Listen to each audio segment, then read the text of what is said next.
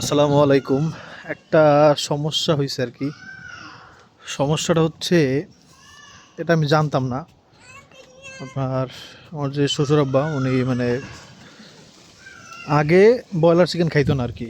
হ্যাঁ? তো আজকে দেশি চিকেন সেটাও উনি খায় নাই আরকি। বুঝছেন? মানে উনি এটাও খাইতে পারতেছে না। এরকম একটা অবস্থা হয়ে গেছে। অসুস্থ হয়ে গেছে। শ্বশুর মিয়ারে যেমন দেখেন আপনারা, উনি কিন্তু আগে এরকম ছিল না। হ্যাঁ? প্রচণ্ড রাগী, গায়ে শক্তি ছিল। তো আল্লাহ পাক একটা সময় মানুষের শরীর দুর্বল করে দেয় বয়সের কারণে হোক। যেমন আমার আব্বুও, আসসালামু আলাইকুম আল্লাহ কবুর, আমার আব্বু ইয়াং বয়সে অনেক বেশি রাগী ছিল, কিন্তু মৃত্যুর প্রায় 6 বছর আগে আমার বাবা একবার শান্ত হয়ে গেছে। তো উনি যে এটা খায় না দেশি মুরগিও, এটা আমি জানতাম না। আমি ওরা চিন্তা করলাম ওনারা চলে যাবে, তো দেশি মুরগি দিয়ে একটু তরকারি খুব মজা হয়েছে, কিন্তু ওনারা খায় নাই আর কি এটা। এখন শাশুড়ি মা খাইছে, কিন্তু ওর আব্বু খায় নাই।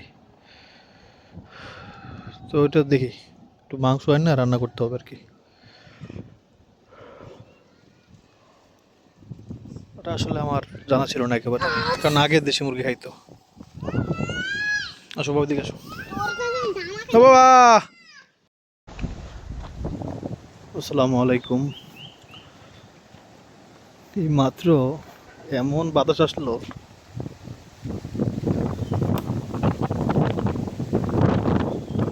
ও ভাই।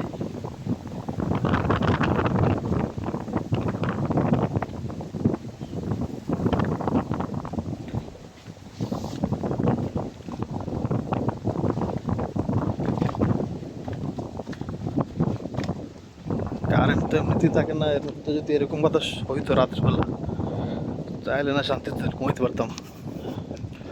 কিন্তু বাতাস হইতেছে এখন দিনে, বাজে 11টা। মাশাল্লাহ। আর এখানে দেখেন গাছে এখনো কাঁচা তাল, বাবা।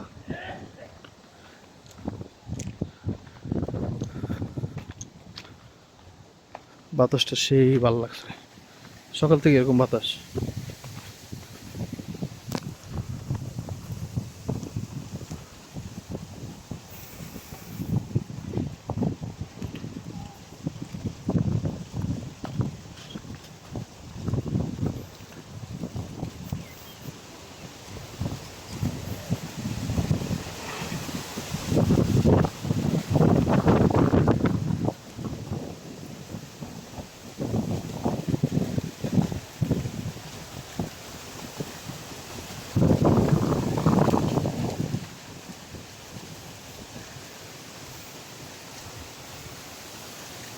সুবহানাল্লাহ।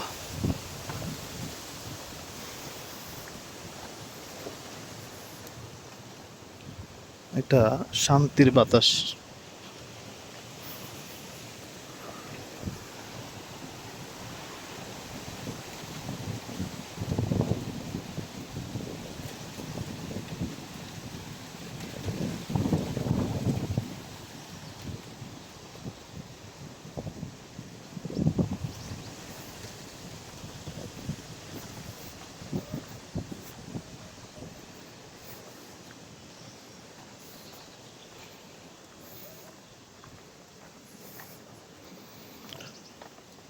এটা আপনার সকাল থেকে একবারে সকালে আর কি, মানে দিন হওয়ার পরে আর কি প্রচণ্ড হইতেছে বাতাসটা একটু পর পরই।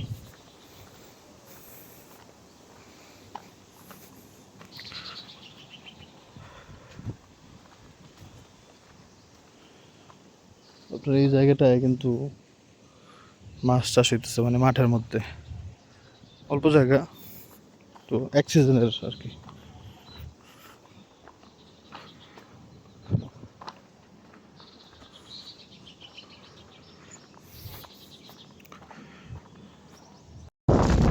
কাম হয়ে গেছে রাস্তায়, এখন আর জুতা পাই দিয়ে হাঁটা যাবে না আর কি, বৃষ্টি পড়তেছে প্রচণ্ড। আল্লাহ রে আল্লাহ, এখন কাদার মধ্যে আবার হাঁটা শুরু, জুতা পাই দিয়ে যেতে পারতেছি না আর কি, বৃষ্টি পড়তেছে।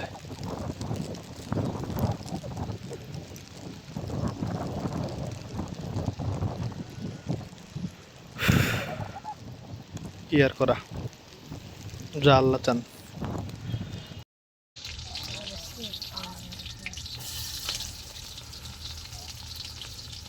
ঘটনা হচ্ছে আপনার, আল্লাহ আল্লাহ তোরে বিচার করুক বাবা। তোর বিচার যদি আমি করা ধরি তাহলে কিন্তু আপনার তোমার খবর আছে। দেখেন এই মাত্র গোসল করে দিচ্ছি, আনেন বসে পড়ছে। কি বলবো, ছেলেটা চারপাশে পানি টানি আল্লাহ হেফাজত করুক, এর জন্য বেশি মানে ইয়ে করি না। কি বলবো বলেন, ঘরে রাখার চেষ্টা করি আর কি সবসময়। ফাইমা থাকলে এই ঝামেলাটা হইতো না।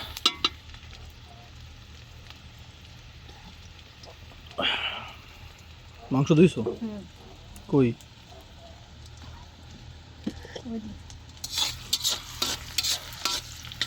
কি করবে, একবার ভুনা করবে লাল লাল? তোমার তো আবার এটা পছন্দ, কিন্তু এটা তো তোমার মানে রান্না না, তোমার আব্বু যেরকম করে খায় আর কি। তারা ভুনা খাইবো? রান্ধলে একটু হালকা ঝোল, অত বেশি ঝোলও না বা আবার এককালে ইয়েও না, হালকা হালকা ঝোল থাকবে, বুঝছো? আচ্ছা,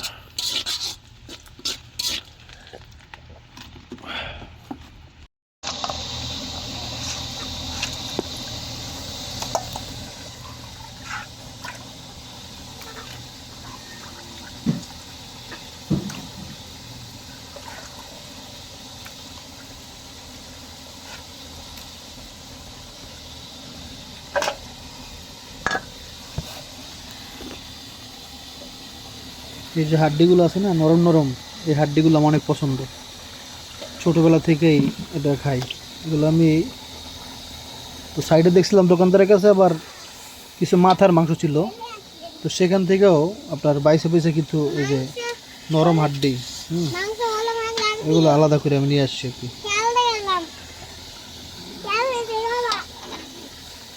এই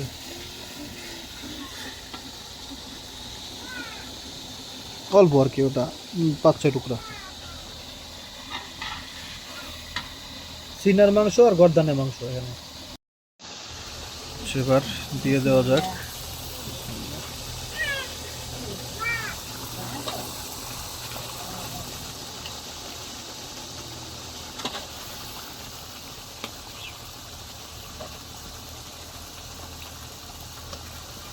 চুই জালতে মানুষজন কটা? ওটা চুই জাল নিয়ে আসি।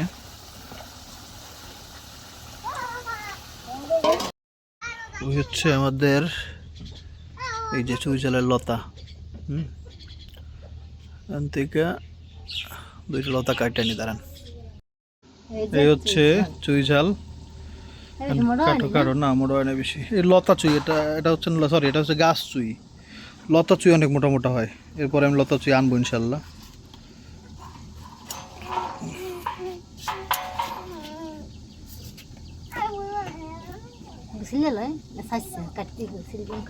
নিজের মনে নাই কি কম সিলে না, সিলা তো মনে হয় লাগে। হ্যাঁ সিলে সিলে।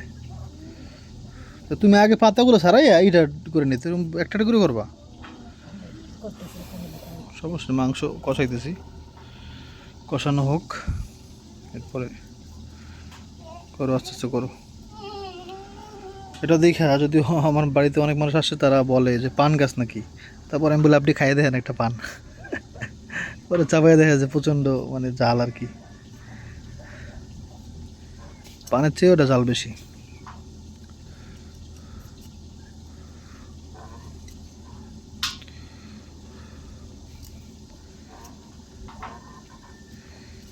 যে মোটা মোটা চুই জাল পাওয়া যায় না, ওগুলো বেশি মজা। তা আমাদের অঞ্চলে বিক্রি হয় না আর কি, ঢাকা থেকে কিনে আনা যায় চাইলে।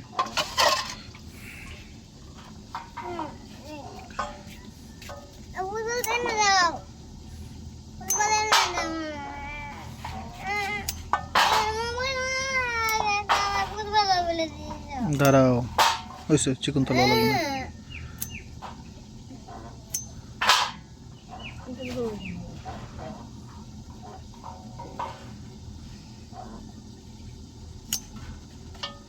চিকনগুলা কেমন জানি লোট লোট লাগে আর কি, আঠালো আঠালো।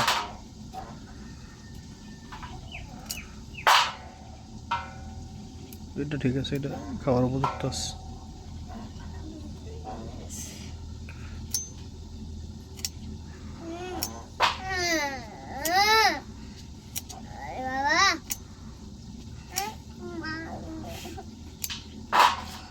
এরা তো কোনো সময় খায়নি, সুজল খাইছে, আজকে খাইবে। এটা অনেক উপকারী একটা লতা, ঝাল ঝাল লাগবে আর মাংসের মধ্যে দিলে মজা লাগে।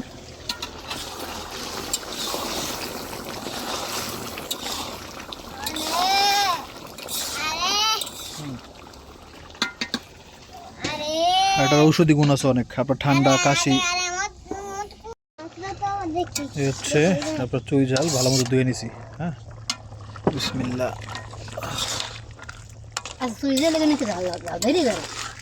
না, চুইতে জাল বের হয় না আশা করি, কিন্তু জাল লাগে চাবাইল, এটা এমনিতে জাল বের হয় না।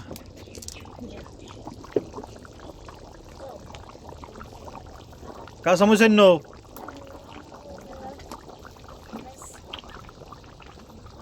ঝোল দিয়ে দিছি। আমরা তরকারিতে যথেষ্ট কম তেল দেওয়ার চেষ্টা করি আর কি, যেন তরকারি লাল লাল দেখা যায় না। কিন্তু সরিষার তেল দিয়ে রান্না করি তো এই জন্য লাল হয়, কিন্তু কথা হচ্ছে তেল একটু কমই দিই, যাতে ঝোলটা মনের মতো খাওয়া যায় আর কি। তো আজকে ঝোল রাখা হবে না, এত শুনলেনি নুজান যেটা বললো।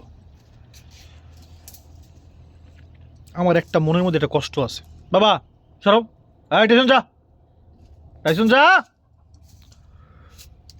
তুমি ওর সামনে গেছো কেন বাবা, তুই আসর দেয়। আচ্ছা, আমার মনে একটা কষ্ট এইটা, বা চিন্তা, কষ্ট না, আমার আম্মু বা আমিও আপনার যখন ঢাকা থেকে নতুন আসলাম গ্রামে, তখন যে মাংস কিনে রান্না করছি, এত সিদ্ধ হইতে এত সময় লাগে নাই। কিন্তু এই আপনার 2-3 বছর ধরে দেখতেছি ভাই, মাংস সিদ্ধ হইতে এত যে সময় লাগে, তাজা মাংস কিন্তু, হ্যাঁ, তারপরও প্রচণ্ড সময় লাগে। এর কারণটা আসলে কি? এরকম জালে যদি সেদ্ধ না হয় বলেন, 2বার কষাইছি, এরপর এখন কুরবানি গোশত তো ঠিকই তাতে সিদ্ধ। কুরবানি গোশতের তার একটা রহমত আছে। হ্যাঁ। টাইসন,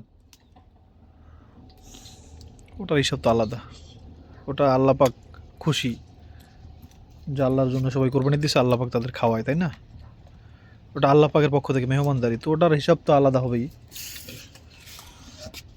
যাক, আপনাদের কি সেম সমস্যা কিনা সেটা জিজ্ঞাসা করছেন, এত কথা বললাম, সরি, আমি তো এমনি কথা আউলে ফেলি। আপনাদের কি এরকম হয় কিনা, মানে অনেক সময় লাগে কিনা একটু কমেন্ট করে জানায়েন, বা কতটুকু সময় লাগে আনুমানিক? ধরেন 1 কেজি মাংস রান্না করলেন, একটু আগে যে চুই ঝাল আনলাম না, সেটা ধুইতে আসছিলাম এখানে, তো এখানে একটা দেওয়া ছিল সিমেন্টের, হাত পা ধোয়ার জন্য ছিল, সেইটা নিয়ে ভাই একবার আমি জোতে রোতে সবাই দেখেন, আরে একেবারে এটা ওইটা পানির মধ্যে চলে গেছে গা। আমি ভিজছি, আলহামদুলিল্লাহ, এমনি ব্যথা পাইনি আলহামদুলিল্লাহ। আর ওই দেখেন বল চলে গেছে পানির মধ্যে। ও আনতে এত সহজে আনতে পারবো না, যদি বাতাসে আনিয়েছিল তাহলে তো ভালো ইনশাল্লাহ। এখন তো বাতাস দেখি এদিকে যাইতেছে, মানে আপনার ইসের পূর্ব দিক থেকে বাতাস আসতেছে, ওদিকে তো পশ্চিম, পূর্ব দিক থেকে বাতাস আসতেছে অনেক বেশি।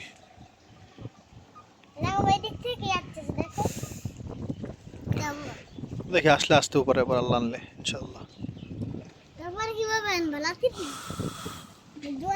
এসে পড়বে ইনশাল্লাহ।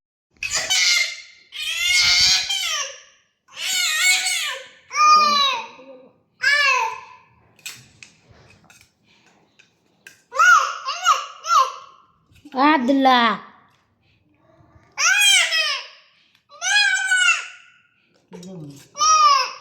স্পেশাল জিনিস বুঝছো, তোমরা জীবনেও খাও নাই। রসুন দিয়া হেমন দেখলে না পানের মতন পাতা, হ্যাঁ ডার দিছে চুই ঝাল। কি হয় দেবেন? ভাত এই তোমার ভাত, এই তোমার আব্বা আরো দেও।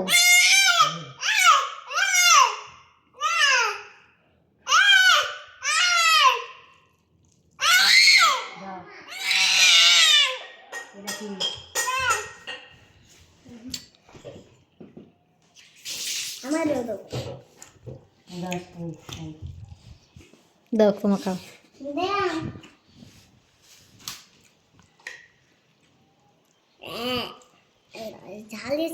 কেমন আছে তরকারি আব্বা? আব্বা তরকারি কেমন আছে? ভালো।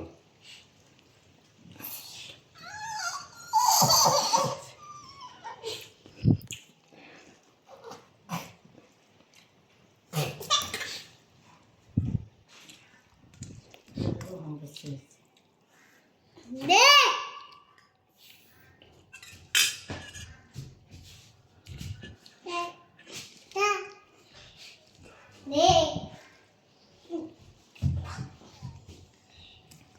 মা আব্বা গোস্ত দাও।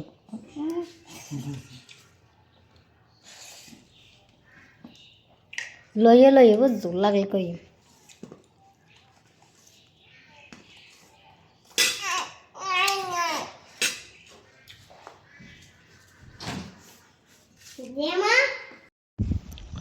আপনাদের সাথে একটা কথা শেয়ার করি, এটা সবাই খেয়াল রাখবেন। হয়তো সবাই জানতেও পারেন, হয়তো আমি একটু কম জানি। আর যদি কেউ না জানেন, আজকে জেনে এই অনুযায়ী চলার চেষ্টা করবেন। যেটা ঘটনা ঘটছে, যখন আমি আব্রাহিম তারপরে নূরজাহান যাচ্ছিলাম না ফাইমের বাবু দেখতে, তো সেখানে বাসের মধ্যে লোকাল বাসে উঠছি। তো লোকাল বাসে ওঠার পরে এর আগেও তো অনেকবার আল্লাপাক লোকাল বাস উঠাইছে। তো যে জায়গা থেকে লোকাল বাসে উঠছি ওখান থেকে আগেও অনেকবার উঠছি, অনেকবার, মানে কতবার এটা গোনার মতো ইয়ে না। তো ওই দিন ওই বাসটা মানে যেই জায়গায় মনে করেন কোনো স্ট্যান্ড নাই, স্টপ নাই, সেখান জায়গায় থামাইতেছে, থামায় খালি প্যাসেঞ্জার নিতেছে আর কি। প্যাসেঞ্জারের জায়গা নাই, মানে ভিতরে কোনো সিট ফাঁকা নাই, দাঁড়ায় দাঁড়ায় মনে করেন মানুষ নিতেছে। অনেকবার থামছে, মানে এতবার থামছে যেটা আসলে আমার আগে আমার এই শহরে আমার পুরো জীবনের ইতিহাসে আপনার ধরেন আমি মোটমাট 12-13 বছর ছিলাম এদিকে, সব মিলে ছোটোবেলার এখনকার এই সময় মিলে। তো এত বছর আমি কোনো সময় দেখি নাই যে এতবার এই বাস থামায়, মানে এই রুটের বাস। তো একজন দেখলাম যে মানে কথা বলবো না বাবা, তো অনেকেই দেখলাম মাঝে মাঝে বলতেছে, ড্রাইভার ভাই এরকম কেন করতেছেন, হ্যাঁ এটা কেমন বাস, এই সেই অনেক কথা বলতেছে। একজন আবার বললো, ভাই আমার লঞ্চ ধরতে হবে, মানে ওনার লঞ্চের টাইম হয়ে যেতেছে, তো এতবার থামাইতেছে, যাওয়ার পরে লঞ্চই পাবে না। তো এরকম অনেকবার দেখি যে মানে অতিরিক্তবার থামাইতেছে। তো একটা জায়গায় যে আবার থামাইছে, থামানোর পর দেখলাম একটা লোক নিচে, সে ওই দাঁড়ায় যাবে। তা আমি তখন বললাম যে ড্রাইভার ভাই এটা কী সমস্যা আপনার, এটা কি আপনি বাস চালাইতেছেন না কি চালান আপনি? হ্যাঁ, তো যেই লোকটা আবার উঠছে ওই সময় প্যাসেঞ্জার হিসেবে, সে বলতেছে যে কি সমস্যা।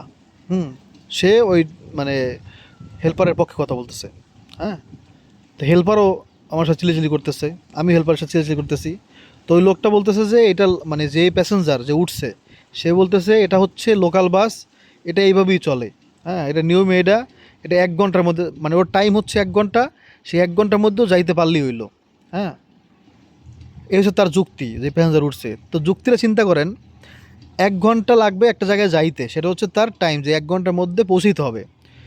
তো এই 1 ঘন্টা যদি মনে করেন টাইমটা নষ্ট করে শুধুমাত্র আপনার প্যাসেঞ্জার উঠানোর জন্য থামায়া, তাহলে কি সময় কমে যাবে না?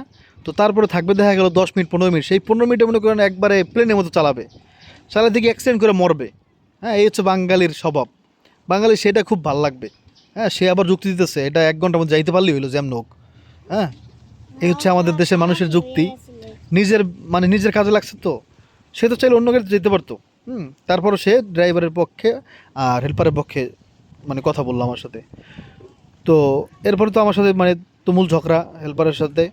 তো সেখানে ওই যে যেই লোকটা লঞ্চের কথা বলছিল না, ওমা দেখলাম তারা আর কোনো মানে পুরো বাসের মধ্যে কারো কোনো সমস্যা নাই, যেই আমার সাথে ঝগড়া লাগছে এখন তাদের জন্য আমি বলতে গেলাম, তারা এখন আর কোনো কথা বলে না। আমার ড্রাইভার হেল্পার বলতেছে আপনার একলার জন্য কি বাস চলবে নাকি, আর কারো সমস্যা না, সমস্যা গেলে আপনার হইতেছে। তা আমিও চিন্তা করে দেখলাম, আরে ভাই যার জন্য করলাম চুরি এই চোর, মানে এখানে কেউ কথা হইতেছে। আমি সবার জিজ্ঞেস যে আপনারা কি, মানে আপনারা কি মানুষ, এতক্ষণ আপনারা এত কথা বললেন, এখন আপনাদের জন্য কথা বললাম, আপনারা কেউ কোনো কথা বলতেছেন না। তো সেখান থেকে একজন ওরা বলতেছে তাহলে কি করব, কামড়াবো? হ্যাঁ, মানে এই হচ্ছে আমাদের দেশের মানুষের আর কি চিন্তা ভাবনা। এটা ইয়াং জেনারেশন এরকম না, ইয়াং জেনারেশন হইলে তাদের কথাবার্তা এরকম হইতো না, তাদের রিয়াকশনও এরকম থাকতো না। কিন্তু বেশিরভাগই একটু মানে বিবাহিত বা জোয়ান মানুষজন ছিল বেশি, যদিও তারা সবাই চুপ, একবারে নিশ্চুপ হয়ে গেছে আর কি, যখন দেখলো যে আমার সাথে ঝগড়া লাগছে। তো এটা আপনি কখন কার জন্য কি বলবেন, ওই একটা কথা আছে না যে আমে দুধে মিশে যায় আমি আটি কোথা যাই, সে আটি হইতে চায় না, দেখা গেল আম দুধ মিশে যাবে, আপনি পরে শত্রু হয়ে যাবেন অন্য মানুষের জন্য, সেটা করবেন না। সেই মানুষগুলো কেমন, কার জন্য আপনি তর্ক করবেন, ঝগড়া করবেন, সে আপনার পক্ষে থাকে কি না। হ্যাঁ, দেখা গেল একজনের জন্য আপনি ঝগড়া লাগাই দিয়েছেন, সে দাঁড়ায় রয়েছে। হ্যাঁ, সে বলতেছে থাক থাক থাক থাক থাক, ওদিকে তার জন্যই তো লাগছে। হ্যাঁ, আপনি এই মানে তার জন্য গেলেন, কিন্তু সেই তারই কোনো ইয়া নাই। পরে সে মানে ভালো সাজতে গেল, তাই না? মাঝখানে খারাপ হলেন আপনি। এরকম অনেক কিছু হয়। তো আপনি কার জন্য কি করবেন, সেই লোকটা কেমন বা তারা কেমন, সেই জায়গার লোক কেমন, সেই এলাকার লোক কেমন, এগুলো চিন্তা করে তারপরে কারো পক্ষে কিছু বলতে চাইেন। হুম। অনেক অনেকবার এরকম হয়েছে আমার লাইফে ভাই, বিশ্বাস করেন। যেমন ধরেন একবার হচ্ছে আপনার একটা লোক কোনো একটা জায়গায় আর কি আমার সাথে মানে একটু তর্ক হয়েছে। ভুলটা তারই, সেও জানে তার ভুল, ওখানে মানুষজন বসা ছিল, তারাও জানে যে সেই লোকটার ভুল হয়েছে, আমিও জানি যে লোকটার ভুল হয়েছে। তা আমি এবার বললাম যে আপনি এটা, আপনার বিবেকটা কেমন যে আপনি এই কাজটা করলেন? হ্যাঁ, প্রথমে সবাই বলতেছে এই কথাটা, যেই আমার সাথে ওই লোকের ঝগড়া লাগছে এখন আর কেউ কিছু বলে না, এখন সবাই সাধু, মানে এখন আমার সাথে লেগে গেছে। হ্যাঁ, এ হচ্ছে আমাদের পটুয়াখালীর অঞ্চলের মানুষ। সব মানুষ এক না, এটা তো জানেন আপনারা, তাই না? সব মানুষ কোনোদিনও এক না, কিন্তু কথা হচ্ছে বেশিরভাগ মানুষই ভাই এরকম। আমার জেলা, আমি এতটুকু বলতে পারি যে আমার জেলার মানুষজন যেটা ভালো সেটা হচ্ছে একেবারে অতিরিক্ত ভালো, মানে, আর যেটা খারাপ সেটা আবার লিমিটেড চেয়ে বেশি খারাপ। আপনি যদি কুয়াকাটা যান ছবি তুলতে, কুয়াকাটা যান বাইক চালাইতে, আপনার জীবনে যত খারাপ মানুষ দেখছেন, টাউট মানুষ দেখছেন, সবার সাথে একসাথে দেখা হয়ে যাবে। আমি ঢাকাতে চলছি, ঢাকাতে মোহাম্মদপুরে রায়ের বাজারে থাকছি আমি, তারপর ওয়েস্ট ধানমন্ডিতে থাকছি। আপনার এই এলাকাগুলো হচ্ছে একবারে মানে মোহাম্মদপুরের এই এলাকা হচ্ছে বাংলাদেশের মধ্যে সবচেয়ে সন্ত্রাসী এলাকা। ছিনতাই, খুন, কোপাকুপি, এগুলো খুবই নর্মাল। সেখানেও মানুষের চলাফেরা করছি আমি, তো টাউট বাটপার দেখছি ভাই। কিন্তু আমার এলাকার মতো টাউট বাটপার, চোখ চোখ পোল্টি বুঝেন, খুব ভালো চোখ পোল্টি দিতে পারে, মানে জাস্ট চোখের সামনে আপনার সামনে সে সিন চেঞ্জ করে দিবে আর কি। এরকম অনেক মানুষই আছে, আবার ভালো মানুষও অনেক আছে। ভালো মানুষ না থাকলে তো ভাই দুনিয়া থাকে না। যাক, আপনারা আশা করি বুঝতে পারছেন যে কি করা উচিত আর কি করবেন ইনশাআল্লাহ।